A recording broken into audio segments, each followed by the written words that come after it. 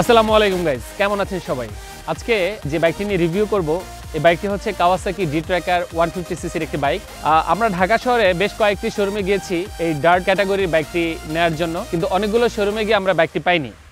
তো নিউ স্কাটনে যে শোরুমটি রয়েছে কাওয়াসাকির, বাংলাদেশে টোটাল 4টি শোরুম রয়েছে কাওয়াসাকির, যার দুটি হচ্ছে ঢাকায়, একটা স্কাটন এবং আরেকটি হচ্ছে আপনার বাড্ডা। বাকি দুটি শোরুম হচ্ছে একটি নরসিংদী এবং একটি বরিশাল।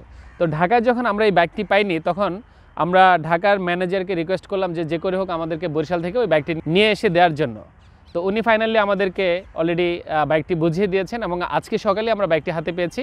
এবং বাইকটি আমার এক কাছের খুব ক্লোজ একটা ছোটো ভাইয়ের জন্য নেওয়া হয়েছে। তো এ হচ্ছে আমার ছোটো ভাই সাইফুল।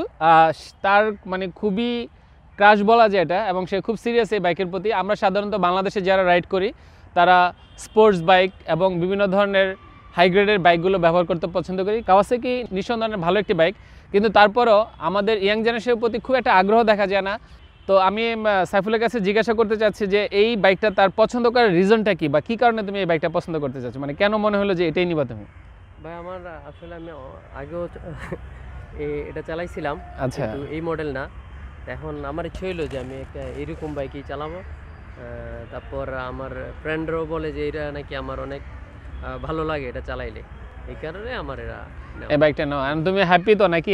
আলটিমেটলি কালার টালার তারপর সবকিছু নিয়ে তো খুশি? জি জি, ওকে, দ্যাটস গুড।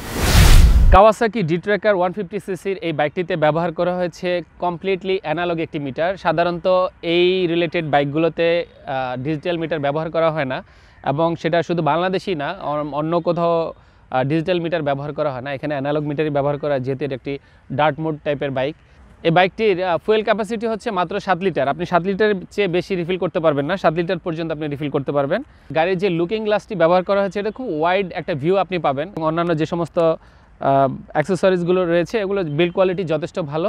আর ডি-ট্র্যাকারে যে সিটটি ব্যবহার করা হয়েছে এই সিটটি খুবই হার্ড। অন্যান্য আমাদের যে সমস্ত বাইক আমাদের দেশে আমরা ব্যবহার করি ওগুলো খুব সফট, এবং আমরা একটু আরামপ্রিয়, আমরা একটু সফট টাইপের সিট পছন্দ করি, বাট সেই তুলনায় এটা অনেকটা হার্ড। কাওয়াসাকি ডি-ট্র্যাকারে ব্যবহার করা হয়েছে 150 সিসির এয়ার কুলড ইঞ্জিন, এবং সেই সাথে এটিতে ব্যবহার করা হয়েছে 5 স্পিড গিয়ারবক্স। গাড়ির সামনের চাকা ব্যবহার করা হয়েছে 100 সাইজ, এবং পিছনে ব্যবহার করা হয়েছে 120 সেকশনের টায়ার, এবং দুটো চাকায় ব্যবহার করা হয়েছে ডিস্ক হাইড্রোলিক ব্রেকিং সিস্টেম। কিন্তু এই বাইকে কোনো এবিএস বা এফআই কোনো সিস্টেম নেই, এবিএসের কোনো ফাংশন এটিতে রাখা হয়নি। বাইকটির ফ্রন্টে ব্যবহার করা হয়েছে ইউএসডি সাসপেনশন, এবং পিছনে যে সাসপেনশনটি রয়েছে সেটিকে বলা হয় মনোশক সাসপেনশন, এবং দুটি হচ্ছে ইন্দোনেশিয়ার শোয়া ব্র্যান্ডের সাসপেনশন। এবং আমরা যদি বাইকের হেডলাইট নিয়ে আসি, হেডলাইটের কথা বলি, তাহলে এটিতে ব্যবহার করা হয়েছে AHO হ্যালোজিন হেডলাইট, যেটি হচ্ছে আপনার ডে নাইট 24 আওয়ার্স অন থাকবে, যেটি সাধারণত আমাদের দেশে স্পোর্টস বাইকে ব্যবহার করা হয়ে থাকে। এবং এটা আপনার সেফটির ক্ষেত্রে একটা ভালো ফিচার, স্পেশালি আপনার অপোজিট থেকে যে সমস্ত গাড়ি আসবে সেগুলো আপনাকে মার্ক করতে পারবে দিনের বেলায়। ওভারঅল বলা যায় কাওয়াসাকি ডি-ট্র্যাকার 150 সিসির এই বাইকটির বিল্ড কোয়ালিটি অত্যন্ত চমৎকার, এবং সেই সাথে ব্রেকিং সিস্টেম এবং সিটের যে পজিশনটি রয়েছে এটা আপনি বসার ক্ষেত্রে আপনার ব্যাক পেন হওয়ার পসিবিলিটি খুবই কম। এবং আমার মনে হয় যে আপনার অন্যান্য যে বাইকগুলো রয়েছে আমাদের দেশে সেই গাড়িগুলোর তুলনায় বা সেই বাইকগুলোর তুলনায় কাওয়াসাকি এই ডি-ট্র্যাকারের এক্সপিরিয়েন্সটা একটু আলাদা। এটিকে বলা হয়ে থাকে ডার্ট বাইক কিংবা সুপার মোটো বাইক। স্পেশালি অফরোড এবং অনরোডে এই বাইকটির পারফরমেন্স ইকুয়াল বলা যায়।